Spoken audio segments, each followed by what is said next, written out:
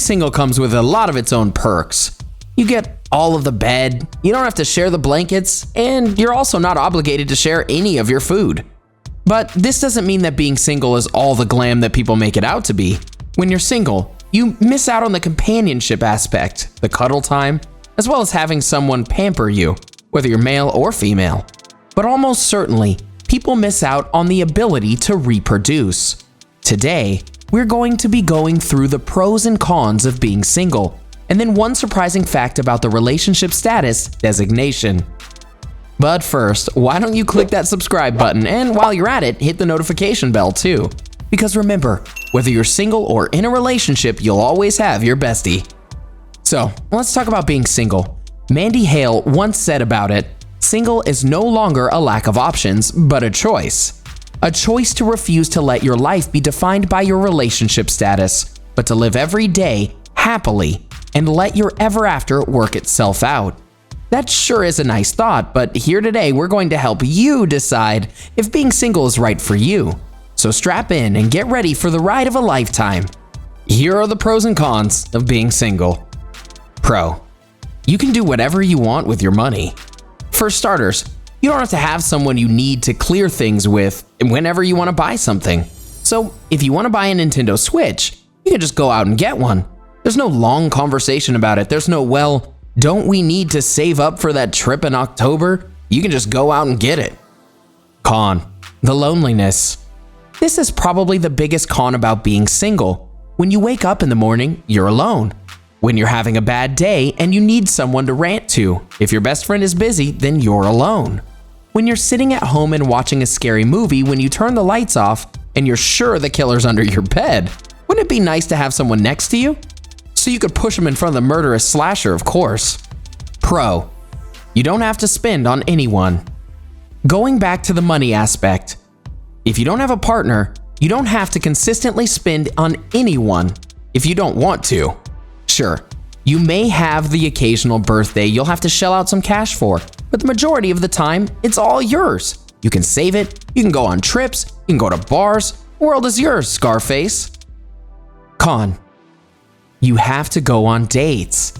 The worst, and possibly the best, but we'll get into that in a bit, part about dating, should you eventually want to get back on that horse, is you'll have to go through the process of finding someone you want to spend your newfound relationship with, and that can occasionally be taxing. If you're an awkward person, then you have to ask them out. You have to go through the motions of opening up to them. You have to slowly reveal your insecurities and the awful stuff about yourself. Not so quickly that you scare them off, but not so slowly that you seem cold. But say that you're not an awkward person, and you know how to run a relationship like a pro. There's still the chance of running into an unsavory person or someone that you don't like. In fact, depending on how picky you are, you'll probably run into a lot of people you don't like.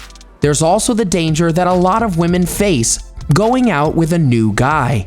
Louis C.K. once said about the dating scene, "How do women still go out with guys when you consider the fact that there is no greater threat to women than men?" We're the #1 threat to women.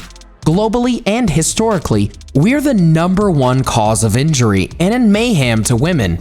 We're the worst thing that ever happens to them. And that runs pretty true. Any person you go out with could be the next Ted Bundy, or, if you're a guy, the next Elizabeth Bathory. These are some scary aspects about going on new dates. However, pro: you get to go on dates. All right. So you go through all the Ted Bundys and the Elizabeth Bathorys and you manage to stay alive. Then you find the one. The girl or guy that sweeps you off your feet. You two just connect in an awesome, even spiritual level. Dating them isn't a chore. In fact, all you want to do is see them. Being single means that if you want to return to the world of relationships, one day you'll have to get to fall in love with someone again, which is awesome. There's nothing more fun than the honeymoon phase in a relationship. Con: you have a lot of downtime. When you're single, you find yourself with a lot of time on your hands. Sure, this could be a good thing. You could use this time to master a new skill or enrich your life somehow, but chances are you're just going to be out partying or wallowing in your loneliness. This behavior can be pretty self-destructive. If you're going to have a lot of time and be single, try doing something productive instead of destructive. Pro: you never have to experience the heartbreak. This is probably the highlight of being single. You never have to give your heart to someone, so no one has the chance to break it. You're never cheated on, no one ever falls out of love with you. You don't have to worry about that because you rely on yourself for your happiness. Now that we've gone through some pros and cons, as well as helped you decide whether or not you want to stay single, you'll notice we left something absent from our list, and that's reproduction. You'd think we'd talk about how you can't reproduce when you're single, but that might not be true. All right, folks, now we're going to tell you something shocking about the single relationship status. You ready? Are you sure? All right, here it is. In 2016, the World Health Organization announced that it is a disability if one is single. Can you believe that? Keep watching to find out more about this designation. The WHO has defined being single as a form of infertility. This makes being single a disability in terms of being able to reproduce. Their reasoning for this new definition is to allow people without a sexual partner to have just as much priority as a couple when it comes to in vitro fertilization. In vitro fertilization, or IVF, is a series of medical procedures meant to assist in the conception of a child.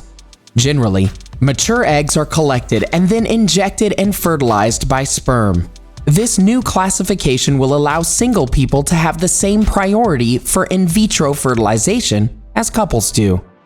This allows single people, heterosexual or homosexual, or people who can't find a sexual partner, the ability to still have children despite not having a partner.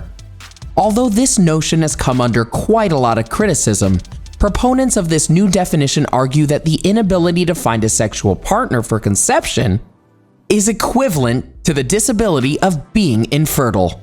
However, many opponents of this argument say that medical fertility problems should not be equated with the social inability to find a partner. Furthermore, having a social partner doesn't necessarily include the conception of a child. Just like the conception of a child doesn't necessarily include two people in a relationship, as is the case with surrogate mothers, adoption, etc. Under this new change, all countries are now forced to update their IVF policies in order to accommodate single people. This means that those who are single can still receive funds or grants for IVF procedures.